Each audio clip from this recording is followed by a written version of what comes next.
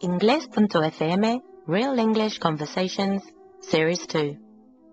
Podcast 5. Health and Fitness. Salud y Forma Física. Este podcast contiene una conversación real y sin guión entre dos hablantes nativos de inglés, Mark y Tom. Oirás primero la conversación y a continuación una clase de inglés con explicaciones en español. Cada podcast viene con un workbook detallado que puedes descargar desde nuestra página web ingles.fm. Incluye una transcripción completa de la conversación, listas de vocabulario, notas culturales y la clase. Recuerda que los miembros de nuestra lista de distribución reciben gratis transcripciones extra de nuestros podcasts, además de muchas otras cosas gratis. Así que no olvides apuntarte al consultar la página. ¡Buena suerte! Hi, my name's Tom, and I'm sitting on Bogatel Beach with Mark. Hello, Mark. Hi, Tom. Come down to the beach today. It's the Festival of the Merced in Barcelona. It's the 24th of September. Yep, and it's 5 years to the day since I arrived in Spain. Ah, congratulations. Thank you very much. Today we're going to talk all about health and fitness. Now, the World Health Organization definition of health is a state of complete physical, mental and social well-being, and not merely the absence of disease or infirmity. So today we're going to look at the state of the world's health. And Mark, fitness. What is fitness all about? Well, the definition of fitness is the state of being physically active on a regular basis to maintain good physical condition. So basically, fitness is more concerned with physical well-being, and health incorporates physical and mental. Okay, so in the world, some of the healthiest countries are what? Say Japan, South Korea, Switzerland. Iceland, Sweden and Finland as well. Really? Spain does quite well, it comes in at 14th. Why do you think those countries are the healthiest? I guess it's probably the diet, because I know in Japan people have long life expectancy because their diet is very low in fat. They eat lots of rice, they eat lots of fresh fish. And I guess in Scandinavia it's similar. Yeah, exactly. I think, well, according to WHO again, the World Health Organization, obesity is now a global epidemic. You can imagine. And what kind of diseases does obesity cause? Well, heart disease, strokes, anything to do with high cholesterol and blocked arteries.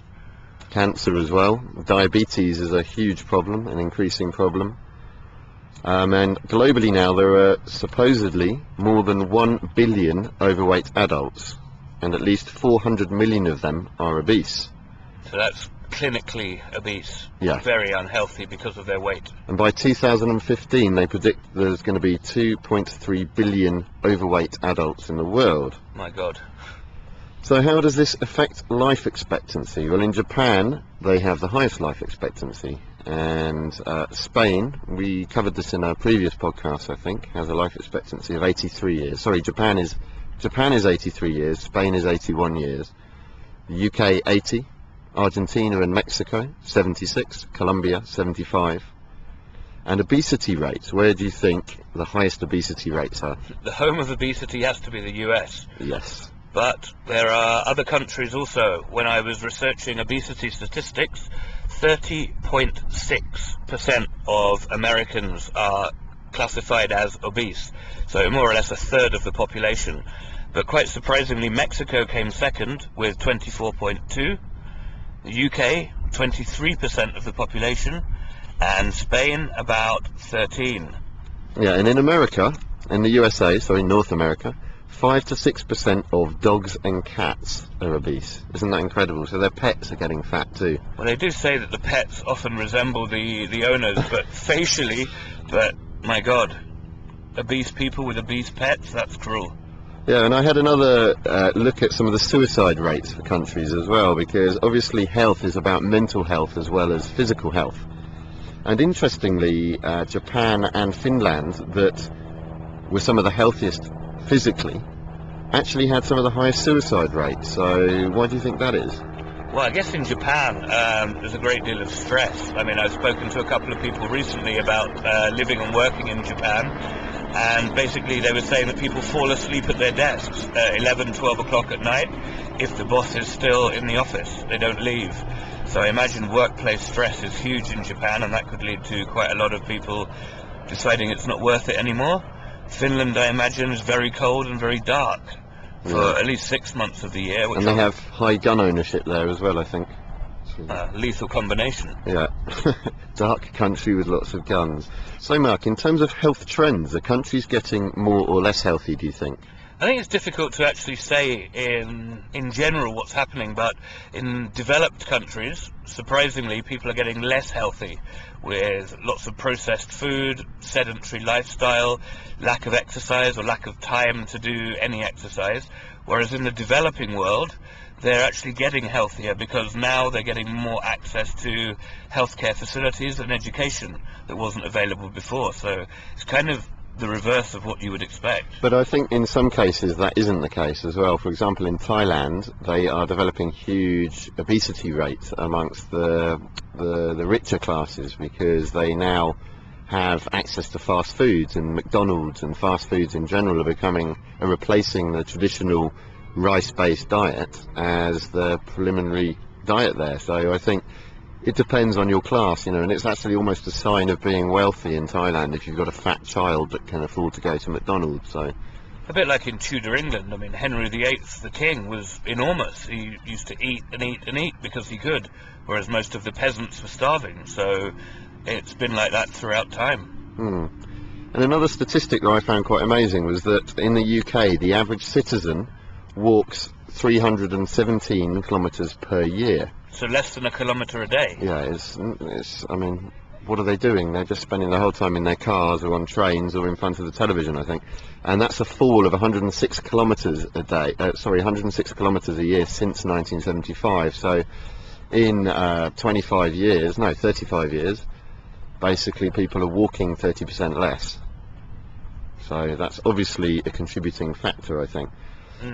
And what is the Western pattern diet? Do you have any idea? I would guess it's something with lots of fat, so a high-fat diet, processed food maybe. Yeah, lots of red meat, sugary desserts, high-sugar drinks, eggs, lots of dairy products, primarily. My mistake. You see, I might be teaching English, but sometimes I forget English myself. In the UK, people cite watching TV as the most common leisure activity. 8 out of 10 men and women say that's their favourite leisure activity. Well, we've covered that in a previous podcast with the viewing figures, so it doesn't surprise me. Yeah, and generally children watch more telly now. When we were young, we used to play on our bikes and go out fishing and playing in the rivers and fields, and well, you didn't in London, but I did in the countryside. And now people tend to play computer games. Yeah, you'd come home from school and have an hour, 2 hours playing in the street, playing in the park with your friends, football, physical activity. But now kids are whisked from school home, plonked in front of the television with the latest games console, and don't interact with their peers. They don't run around in the street and burn off excess energy. So you can tell why kids are getting fatter and less healthy these days. Yeah. And we've touched on it anyway, but the principal causes of ill health in the modern world are obesity is one of them, isn't it? Yes, definitely. It's one of the growing causes. Stress in work, relationships. For example, at work, now people are working longer hours for less pay. There's much more competition. They feel much more stressed in the workplace. That's a big contributing factor in Western society. Okay, and in terms of exercise and getting fit, the World Health Organization states that at least 60% of the world's population does not get sufficient exercise. Do you think you get sufficient exercise? I don't know what the World Health Organization says, but I probably walk in the region of at least 5 kilometers around Barcelona a day, so I am fairly healthy in that respect.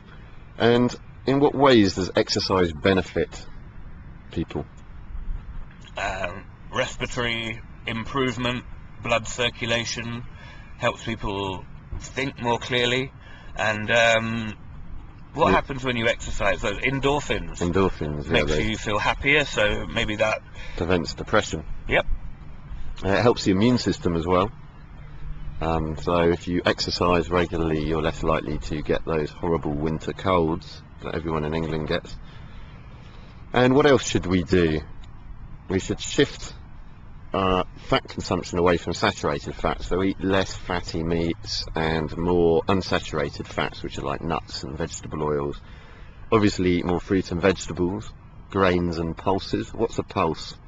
Like a bean, a kind of like Like a lentil. lentils, beans, that kind of stuff. Yeah, and we should also limit sugar, salt and sodium. And what's one of the big problems in certainly Western society, well in the UK, Northern Europe, is the prevalence of microwave meals nowadays, which they just don't seem to have in Spain. But in the UK, lots and lots of people eat microwave meals, and they're very high in sugar and salt. Yeah, I think there's social factors where that's concerned, because many people live on their own or live in shared houses. Cooking for themselves is a hassle when they come home from work. So you go to the supermarket, you buy a meal in a packet, 2 or 3 minutes in the microwave, you have your dinner.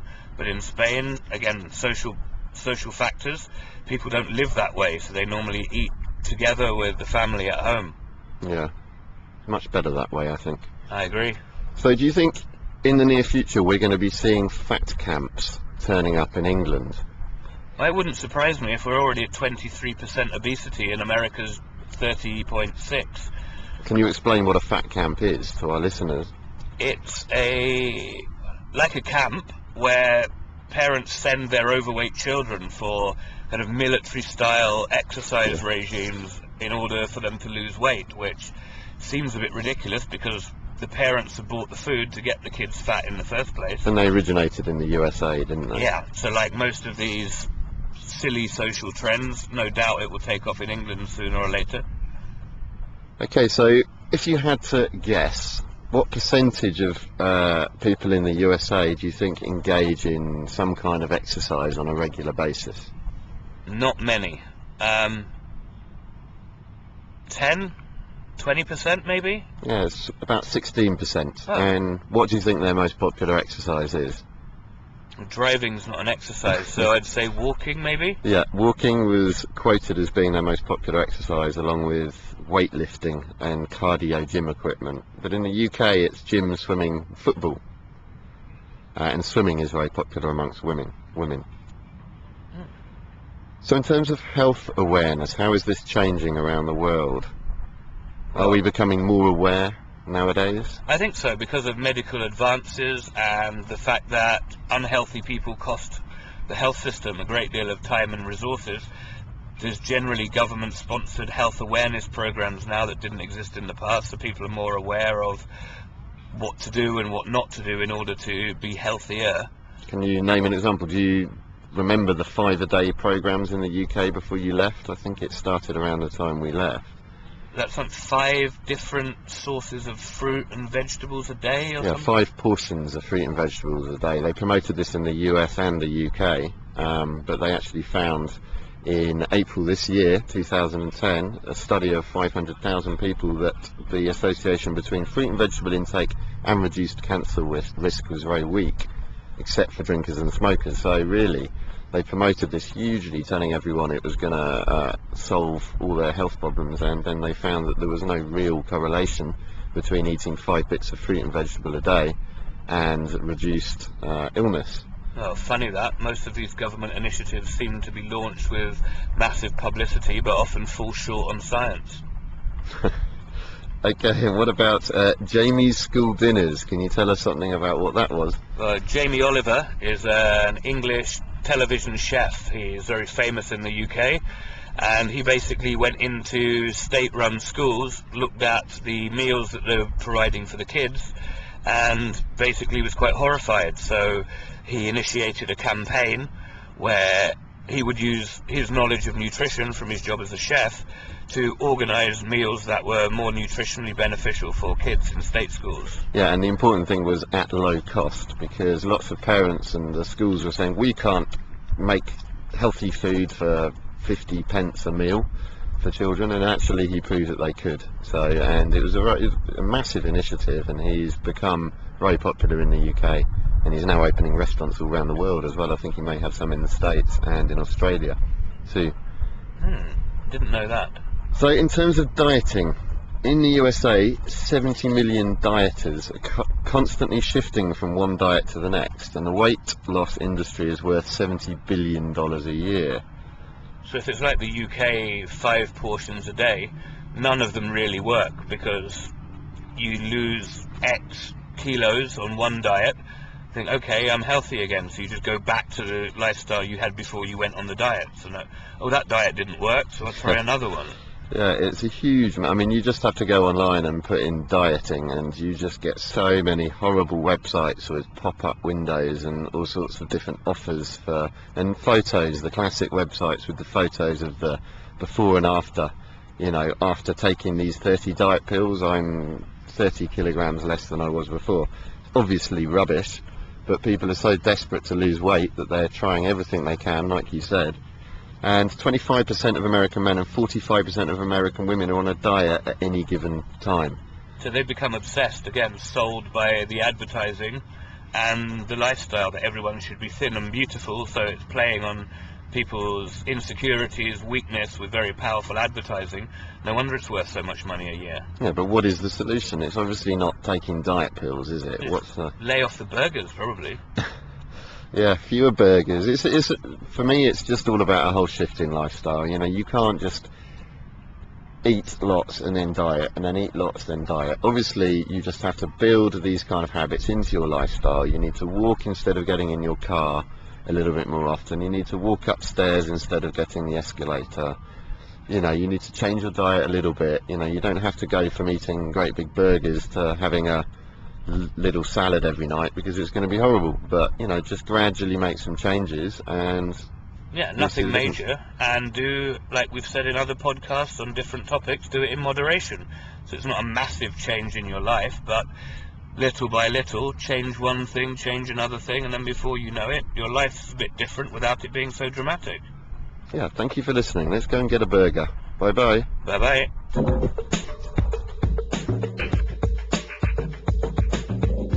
Hola, me llamo Rose y en la clase de hoy te vamos a enseñar vocabulario en inglés útil para ir al gimnasio y hacer ejercicio. Esta clase está dividida en 2 secciones. En la primera te vamos a enseñar algunos términos comunes relacionados con el gimnasio y el ejercicio en general. Y luego escucharás una conversación entre Mark y Tom donde se usa el vocabulario hablando de diferentes tipos de ejercicio y maneras de mantenerse en forma. Ahora vas a escuchar una palabra o expresión en inglés, seguida de su definición o traducción en español. Luego podrás practicar la pronunciación repitiendo las palabras durante las pausas. To join. Hacerse socio de. To join. To join. Gym. Abbreviation, gymnasium. Gimnasio. Gym. Gym. Member. Socio. Member. Member. Membership card. Carnet de socio. Membership card. Membership card. To exercise. Hacer ejercicio. To exercise. To exercise. Training. Entrenamiento. Training. Training. To warm up. Hacer ejercicios de calentamiento. To warm up. To warm up. Stretching. Estiramientos. Stretching. Stretching. Treadmill. Cinta de correr. Treadmill. Treadmill. Jogging. Footing. Jogging. Jogging. Rowing machine. Máquina para hacer remo. Rowing machine. Rowing machine. Exercise bike. Bicicleta estática. Exercise bike. Exercise bike. Cardio exercise. Ejercicio aeróbico. Cardio exercise. Cardio exercise. Weights. Pesas. Weights. Weights. Muscle man. Forzudo. Muscle man. Muscle man. Weight machine. Máquina de pesas. Weight machine. Weight machine. Free weights. Pesas libres. Free weights. Free weights. Dumbbell. Pesa, mancuerna. Dumbbell. Dumbbell. To sweat. Sudar. To sweat. To sweat. Workout. Sesión de ejercicios. Sesión de gimnasia. Workout. Workout. Sauna. Sauna. Sauna. Sauna. Changing room. Vestuario. Changing room. Changing room. Locker. Taquilla. Locker. Locker. Ahora vas a escuchar una breve conversación entre Mark y Tom, donde usan todo el vocabulario que acabas de aprender. I'm very happy. I finally joined my local gym last week. Are you a member of a gym, Tom? Yes, I got my membership card 2 months ago and now exercise nearly every day.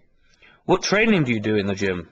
Well, I start by warming up with some stretching and then I usually do about 5 kilometres on the treadmill, normally a mixture of fast walking and jogging. Really? I usually start with the rowing machine and then go on the exercise bike afterwards. I much prefer cardio exercise when I'm in the gym and don't do weights very often as I don't want to become a muscle man. I used some of the weight machines for the first time the other day. Have you tried them before? Once or twice, but I prefer using the free weights, you know, the dumbbells, because people sweat all over the machines. So what do you do when you finish your workout? Normally I go to the sauna for a few minutes to relax, then I go to the changing room, get my shampoo from my locker and have a nice hot shower. What about you? I prefer a jacuzzi before my shower. Esperamos que lo hayas entendido. Si no, siempre puedes repetir y escuchar el vocabulario otra vez. Gracias por escuchar nuestra clase sobre salud y forma física. Si tienes alguna pregunta, no dudes en mandárnosla en la casilla de comentarios que hay para este podcast en nuestra web. ¡Chao! Gracias por acompañarnos con este podcast de Ingles.fm. Recuerda que el workbook contiene una transcripción completa de la conversación, listas de vocabulario, notas culturales y la clase. Lo puedes descargar de forma instantánea desde Ingles.fm. Nos vemos.